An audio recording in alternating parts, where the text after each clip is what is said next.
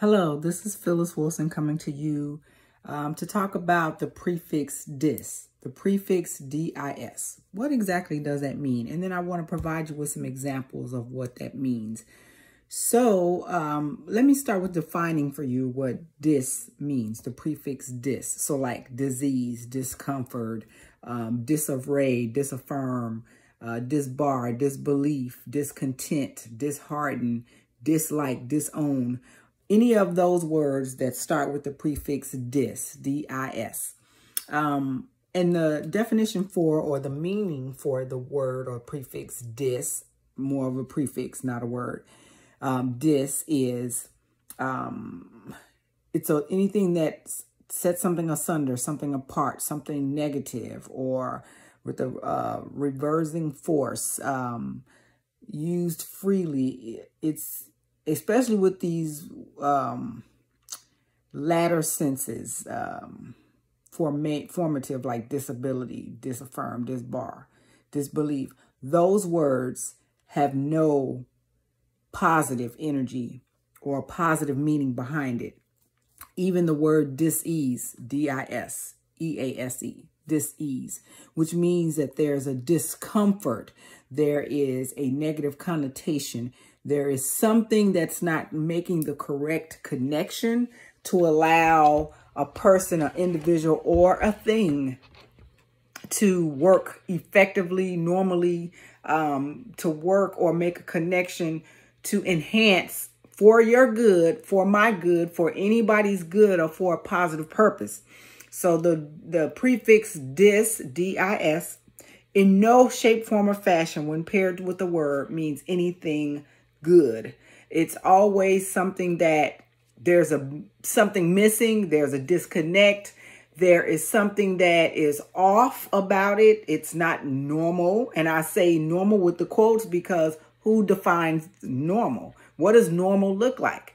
Normal for me may not be what's normal for you. Normal for you may not be what's normal for a friend, a coworker, a family member. Your normal or my normal may be a defect or a disadvantage for somebody else because that's not what they define the word normal as, or their lifestyle normal.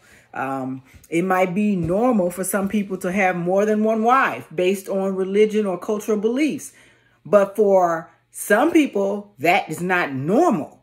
So for us, or for those people, not so much for me, but for those people, that lifestyle or that belief system may be what works for them, but it may not work for you, or it may not work for someone else. So there is a dislike, a disownership, or maybe even a disconnect because that's not your definition or your understanding of what normal is.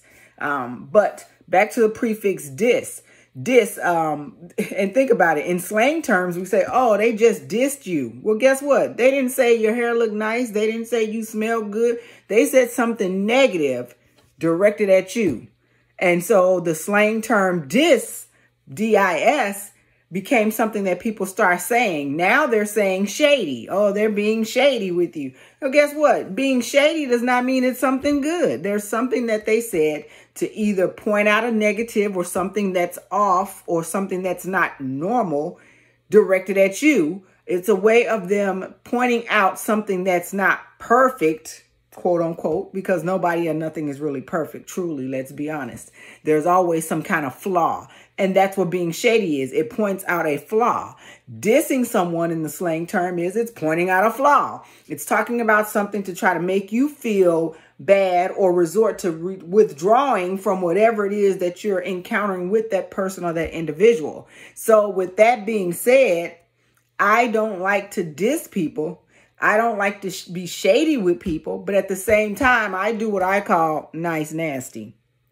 And I've been calling it that for some time because it's not me pointing out a flaw in you, but it's almost me giving you a nice way of saying something that you should think before you speak, or you should think about what you're going to do before you actually do it. So it's almost a mental way of me drawing attention for you to something you said or did that was shady toward me or someone else that you've addressed something to, that made it look as if you were trying to make them not be good enough, or make what I said not be smart enough or not be good enough. But in order for you to understand the nice nasty, you would have to understand me and my personality. And you would also have to be at a different level of understanding what I'm saying to you, because sometimes my nice nasty may be so far over your head till it has nothing whatsoever to do with the situation that's at hand that made me want to give you nice nasty.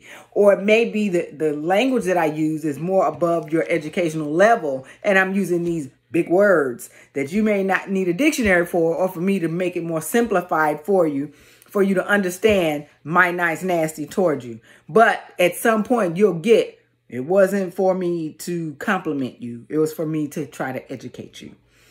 But at any rate, the terminal or the prefix dis, anytime you see that before the rest of a word or the root of that word that dis is in front of, it's not good.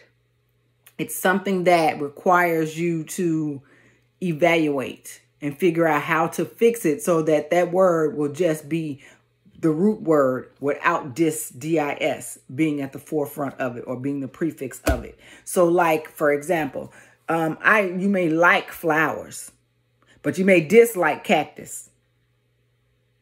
So what is it about a cactus that makes you dislike it?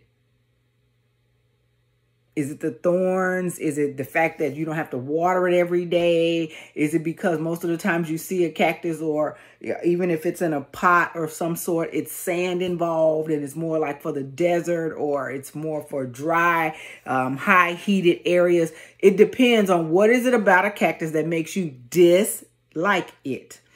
But you like flowers.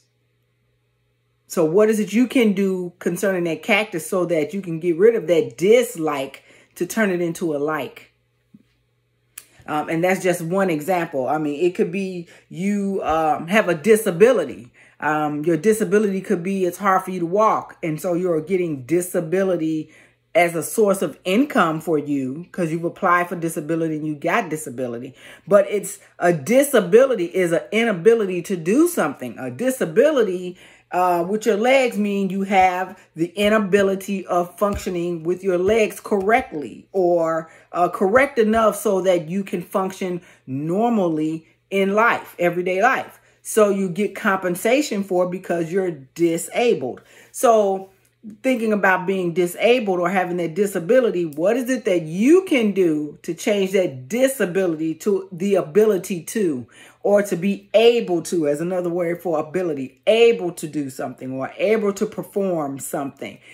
So that prefix of dis could mean so much, but also you have the ability, no matter what the dis part is of that word or that circumstance, you have the ability to change that dis and remove it altogether in some shape, form, or fashion, whether that's independently, whether it's changing your mindset, whether that's changing the circumstances, or maybe even getting assistance with equipment or financially, whatever the case is, you always have the ability to take the power back and take the dis out of everything that pertains to you.